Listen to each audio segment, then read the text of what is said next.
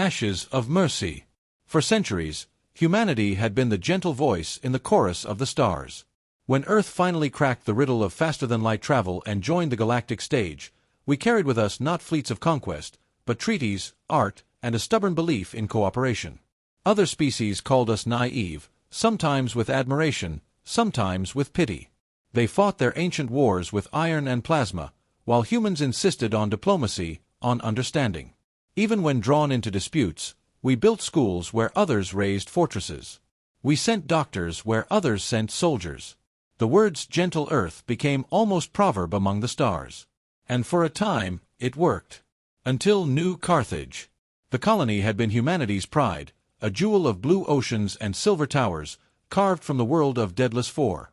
50,000 souls lived there, families who believed the galaxy had room for beauty. They were farmers, artists, scientists, dreamers who trusted in the treaties signed beneath the halls of the Galactic Council. When the Kzith Dominion came, there were no defenses. There wasn't supposed to be any need. The first strike was orbital. Witnesses, what few survived, spoke of a sky opening in fire. The Kzith didn't invade, didn't demand surrender. They burned. Whole cities vanished under tungsten rods dropped at relativistic speeds. The seas boiled. Those who tried to flee were hunted. Civilian transports were dragged from orbit, their passengers pulled screaming into the void. Others were taken alive, herded into cages for study. The Dominion had no interest in conquest. They sought extermination. When Earth's relief fleet arrived 3 days later, there was nothing left but ash and wreckage. 50,000 dead. A world of gardens turned into a graveyard. The Galactic Council met in emergency session. Humanity demanded action. The evidence was presented: satellite footage of the bombardment, intercepted Kzith transmissions gloating about their cleansing. But when the time came to vote, the chamber fell silent. Condemnations, yes. Words, endless words. But no sanctions. No fleets. No justice. The councillors shifted in their seats, bound by fear. The Kzith were powerful, and none wished to risk war. They looked at humanity, the newcomers, the gentle race, and urged patience. Restraint is strength, one elder chancellor intoned. Another, scales glittering, said softly, if you retaliate, you will only escalate the slaughter. The recording of New Carthage's last hours was not shown in that chamber. The diplomats thought it too emotional. But outside, across the human networks, it spread like wildfire. The most haunting image was not the bombardment itself, nor the rows of corpses left in the ruins. It was a single message, captured from the surface before the comms died, a child's voice. A girl, maybe 8 years old, her face smeared with ash, clutching a broken doll. She whispered into the camera, "Why won't anyone help us?" Then the feed cut to static. Across Earth and Mars and the Jovian habitats, that voice echoed. Politicians tried to temper it. Generals warned of costs. But in the homes of billions, in the silence of families who saw their own daughters in that girl's eyes, something broke. The illusion that kindness alone could shield humanity was gone. For 2 centuries we had offered open hands. Now those hands closed into fists. The declaration came not from a general, but from Earth itself. In a rare moment of unity, the World Council released a message broadcast on every channel, every language. A simple statement, etched into history. To those who butcher the innocent, we hear you. To those who call mercy weakness, we see you. To those who believe humanity will endure endless slaughter, you are wrong. Now, we stop being kind. In the silence that followed, the galaxy shuddered. The proverb of gentle earth had ended. And something older, something fiercer, had awakened in its place. The forge of wrath. The words, "Now we stop being kind," did not echo in empty air. They became a command. For centuries, humanity had built ships for trade, satellites for research, and colonies for dreams. Our industries had been tuned for peace, our fleets built for defense. But under the surface, hidden in archives and contingency plans, there had always been another path. The Terran Defense Accord. Drafted in whispers after the first encounters with galactic predators, it had been shelved, locked away, deemed too dark, too brutal for a people who wished to be known as healers. But when the ashes of New Carthage still smoked, The accord was pulled out of vaults, unsealed, and read aloud. Every page burned with resolve. Factories awoke. On Luna, shipyards that once crafted pleasure liners gutted their bays to birth war cruisers. On Mars, the great fusion foundries shifted overnight from building habitat cores to forging rail cannon slugs the size of buses. The asteroid belt became a swarm of fabs and drone factories, each one churning like a heart-pumping iron into the veins of a newborn beast. AI overseers, once programmed to optimize agriculture and terraforming, were rewritten with war code. They calculated firing solutions, modeled new weapon geometries, and stripped inefficiency to the bone. Human engineers unveiled weapons they had hidden, fearing what they might mean for the galaxy's perception of Earth. Now, restraint was discarded. The list of horrors was long. Akinetic lances, relativistic projectiles capable of punching holes through continents. Swarm drones, self-replicating hunter-killers that could strip a battleship bare in minutes. Stealth cruisers, cloaked vessels that ghosted in sensor blind spots until their cannons sang. Orbital rail platforms, cannons anchored above worlds, capable of ending sieges in seconds. The galaxy had seen war before. But what humanity built was not just war, it was vengeance engineered. But it wasn't only steel that shifted. It was spirit. For generations, philosophers had preached patience, compassion, restraint. Now those same voices spoke a new creed. Mercy is for the innocent. Fury is for the guilty. Artists painted murals of broken colonies rising into flames of defiance. Musicians wrote dirges that became anthems, played across every channel. Soldiers tattooed the name New Carthage onto their armor as both a reminder and a vow. Even pacifists, once unmoving in their faith, admitted that kindness had limits, and that survival required claws. It was not bloodlust. It was not empire. It was justice, sharpened into a blade. The first retaliation came without warning. A Kzith slaver convoy, heavy with cages of prisoners ripped from conquered worlds, drifted near the nebula of Sargon's Veil. They were secure, arrogant. They expected no resistance. The human fleet emerged in silence. No threats, no negotiations. In 22 minutes, every slaver ship was ash. And yet, the prisoners lived. The strike had been surgical, engine cores pierced, hulls split, cages intact. Survivors spoke of armored humans moving like shadows, blasting locks, and pressing weapons into the hands of the freed. The message was clear. Humanity did not come only to avenge itself. It came to liberate. Word spread fast. In the backrooms of the Galactic Council, ambassadors whispered, "The humans have turned." Some called us reckless. Others, terrifying. But among the enslaved, among the oppressed, the whispers carried hope. The Kzith had thought humanity weak, bound by diplomacy. They had mistaken kindness for fragility. Now they faced something else entirely, a predator who chose when to bare its teeth. In the halls of the Council, recordings of the human attack were replayed again and again.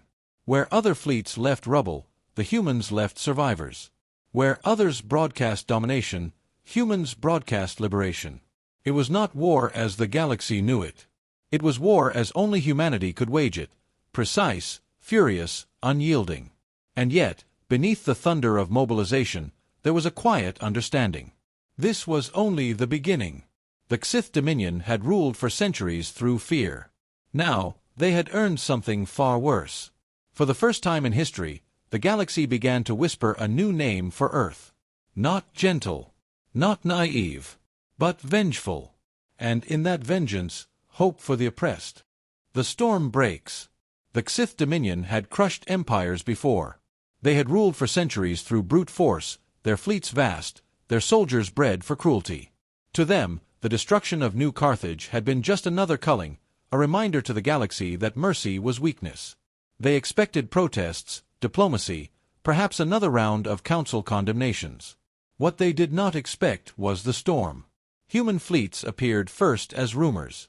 A patrol squadron gone dark in the Argoth corridor. A fortress moon stripped of defenses, its command staff captured alive. Then whispers of impossible weapons, ships that vanished from sensors, drones that multiplied like insects, kinetic lances that turned dreadnoughts into molten slag. At first, the Kzith dismissed the stories as exaggeration. Then came the Battle of Raylan. 3 Kzith cruisers had been stationed over the mining world of Raylan 4, exploiting its people for labor. They were confident, lazy, secure. The human fleet arrived in silence. No declaration, no demands. Just fire. Stealth cruisers ghosted past sensors, their hulls rippling with distortion fields. When the Kzith finally detected them, it was already too late. Rail slugs punched through engines, drones swarmed over hulls, cutting systems apart like surgeons with blades of plasma. Within an hour, the entire garrison was crippled. And yet, once again, civilians were spared. Human marines landed, broke the chains, armed the miners. Instead of raising their own banners, they left Raylan to its people. Broadcasts carried the message across the stars. Humanity does not conquer. Humanity avenges. Stand with us, and you will live free. Stand against us, and you will not stand at all. The Kzith were not merely shaken. They were humiliated. Never before had their war fleets been so thoroughly dismantled without massacre. Never before had an enemy fought with such fury, yet with such restraint. The Dominion's leaders raged. They assembled what they called the Final Purge Fleet, a colossal armada meant to scour Earth itself, to burn the Terran homeworld as a lesson to all. Across the galaxy, allies urged humanity to hide, to scatter, to sue for peace. But Earth did not hide. Earth had prepared something the Kzith had never imagined. The Ragnarok Protocol. It was a weapon not of mass destruction, but of mass precision. Entire fleets hidden in subspace folds, their movements invisible, their locations untraceable. For decades the technology had been theoretical, unstable, too dangerous. Now it had been perfected by necessity. When the Purge fleet began its march toward Sol, the protocol activated. In a single coordinated strike, human fleets emerged, not in front of Earth, but across the Dominion itself. One task force appeared above the fortress world of Jark. Another over the Kzith shipyards of Halon's Rift. Others over supply depots, command hubs, staging grounds. The Purge fleet never reached Earth. Its support vanished beneath its feet. Everywhere at once, the storm broke. The tactics were unlike anything the galaxy had witnessed. A drone's overwhelmed defenses, slipping through gaps no computer could track. A human cyber warfare turned enemy ships against themselves, rewriting targeting matrices mid-battle. Orbital rail platforms punched holes through super dreadnoughts, their molten wreckage raining down like stars gone mad. But through it all, the same rule held: civilians spared, soldiers given the chance to surrender. Where the Kzith enslaved, humans liberated. Where the Kzith silenced, humans broadcast truth. In one recorded transmission, a Kzith captain, cornered and trembling, demanded to know why he and his crew had not been executed. The human commander's reply was broadcast across half the sector. Because mercy is for the helpless. And you, Captain, are helpless. The psychological toll was greater than the material one. Entire Kzith colonies rebelled, emboldened by the storm. Subjugated species took up arms, no longer afraid. The Dominion's own soldiers began to desert, whispering that to fight humans was to fight death itself. By the time the Purge fleet limped back toward Kzith Prime, it was already too late. Their empire was fracturing, their authority crumbling. The galaxy had watched humanity's transformation with disbelief. Now, they watched with awe and with fear. For centuries, Earth had been called gentle. Now they whispered a different name. Stormbringers. Mercy with teeth. The Dominion was dying. Not with a single cataclysmic strike, but with 1,000 cuts, each delivered by the storm humanity had become. Shipyards burned, slave camps fell, and worlds long chained to the Kzith rose in rebellion. The empire that once seemed unbreakable now staggered under its own weight. But Earth did not finish the job with annihilation. That was the true terror. When human fleets reached Kzith Prime itself, the galaxy held its breath. Billions waited to see if Earth would unleash its kinetic lances, if the homeworld of their enemy would be shattered into dust as New Carthage had been. The Dominion's leaders expected it. Some even welcomed it, hoping that in death they might become martyrs to rally their people. The skies above Kzith Prime blazed with human warships. Their rail cannons were locked, their drones humming like a swarm of locusts. But the order did not come. Instead, a message. "This is not genocide," the human commander said. her voice broadcast across every Kzith channel. This is justice. The trials began within weeks. The Dominion's ruling caste, the generals, the slavers, the architects of purges, were dragged before a tribunal not of Earth alone, but of every species that had suffered under Kzith chains. Evidence was presented, recordings, testimonies, the cries of survivors. No summary executions, no silent killings in the dark. Instead, justice made public. Some were sentenced to labor, some to exile, some to death. None escaped judgment. The galaxy watched in silence. To see the Kzith humbled was one thing. To see them judged with restraint was another. Humanity could have scoured their worlds clean. Instead, they chose a blade honed, not a hammer swung.